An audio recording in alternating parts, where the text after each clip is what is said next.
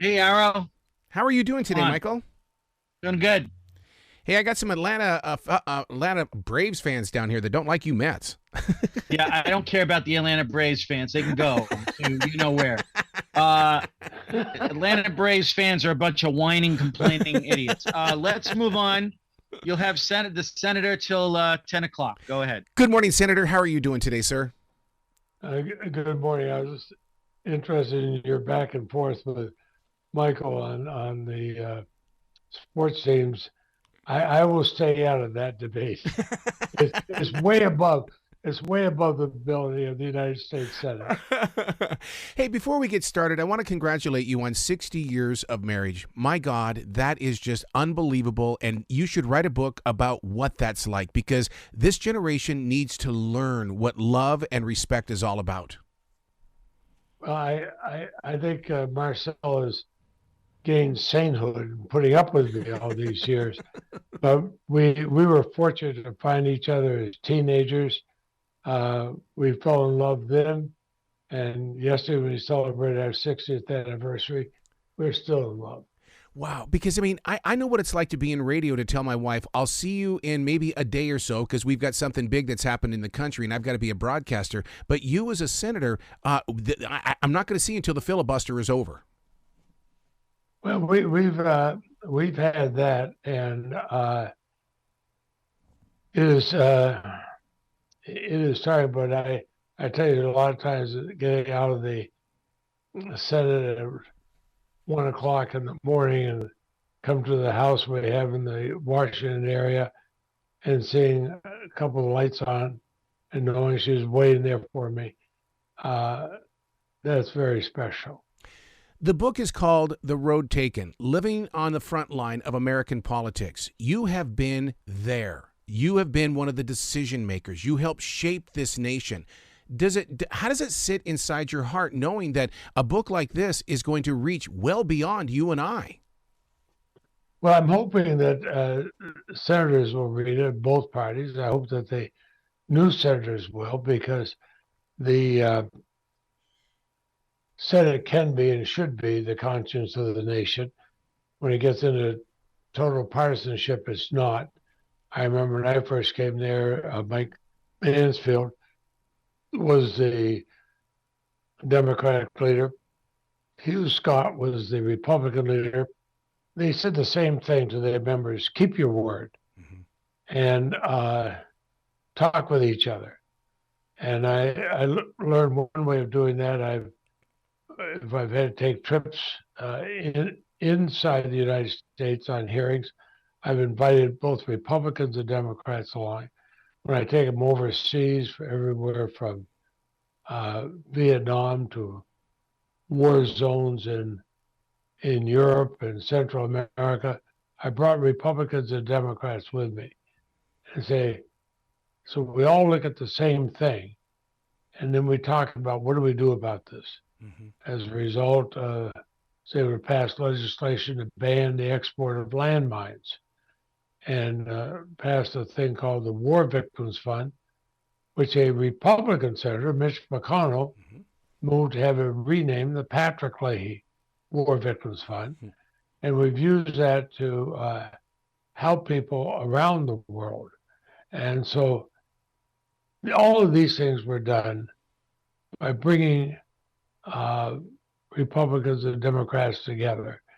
And what I'm trying to say in the book, The Road Taken, when I wrote it, was look at the successful things we can do when we work together.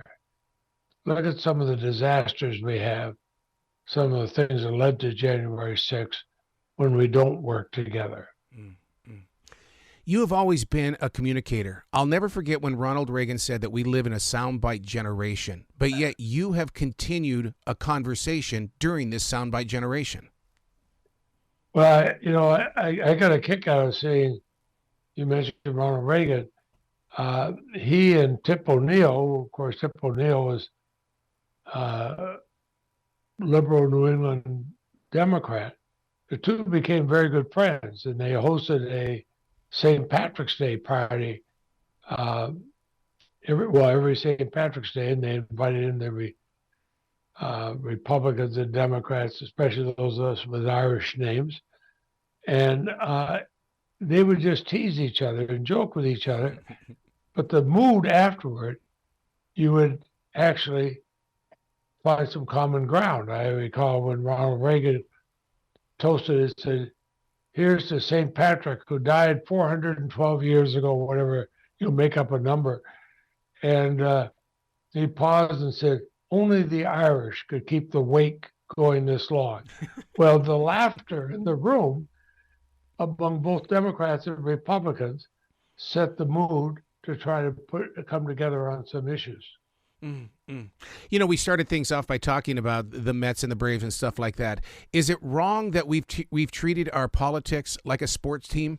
Because I mean, it seems like everybody is taking sides, and someone's trying to win the Super Bowl. I think it is, and it's especially concerning in the Senate. We have 6-year terms. What many people seem to be doing, what kind of a soundbite can we get for the next 6-minute news break? Yep. And that means you're not going to do well. in the road taken, I talk about the number of times people come together to try to make things work. We can do it. We did most recently on Ukraine, and as a result, between that and Joe Biden, President Biden, spending time quietly and privately with the leaders of all the NATO countries. NATO came together like we've never seen, certainly in the last 20 years, to stand up to Vladimir Putin and to point out that he's committing war crimes and to support Ukraine. Now, that's going to have ramifications for decades to come. And it's important that we did come together. But then we pass bills, funding bills where it's all or nothing on either side. That's wrong. I think the American people expect us to work things out together, not say that this party or that party has the only answers. Senator, one thing that people don't see a lot in this nation is happening in my neighborhood, in a 3-block area. We have a lot of Ukraine flags up in our neighborhood to show support. And the last time I saw something like this was during 9/11. We are together in this nation to support Ukraine. There's got to be more than that. What are we missing that we need to put back into our family lifestyle? Well, I think we got to have more of a sense of history. Now, we have to understand we're the American people. We're not the people of this state or the people of that state. We're Americans. I've seen us come together, for example, when there's been floods, major floods, hurricanes, forest fires.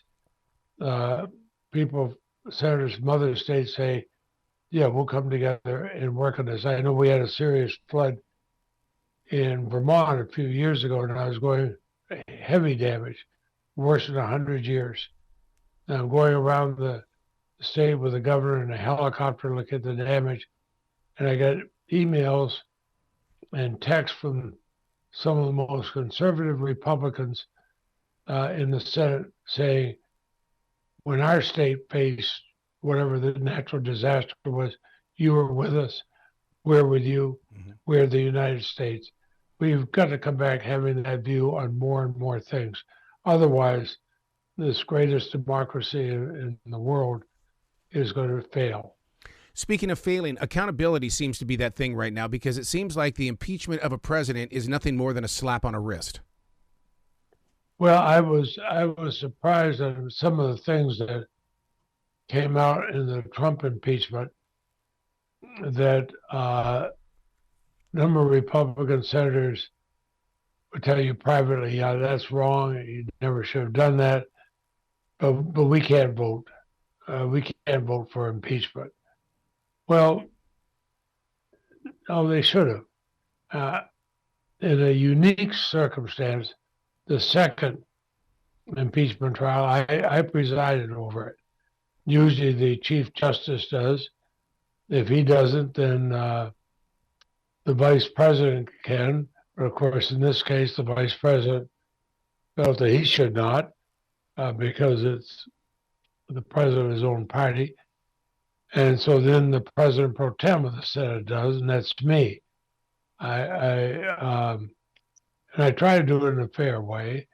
And I did have Republicans and Democrats afterward tell me I've been perfectly fair. But as I listened to that, as I saw the films, as I saw things that I had not seen before about January 6th, and the encouragement of the President Trump to the rioters, that something I never thought I'd see a president do. Mm-hmm.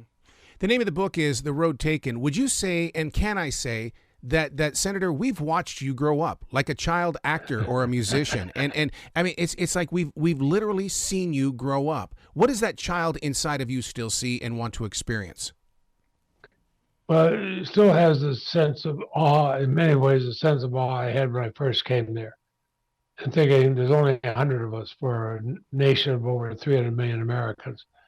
I want to keep that sense of awe. I know there's been mistakes. I've made mistakes. Others have.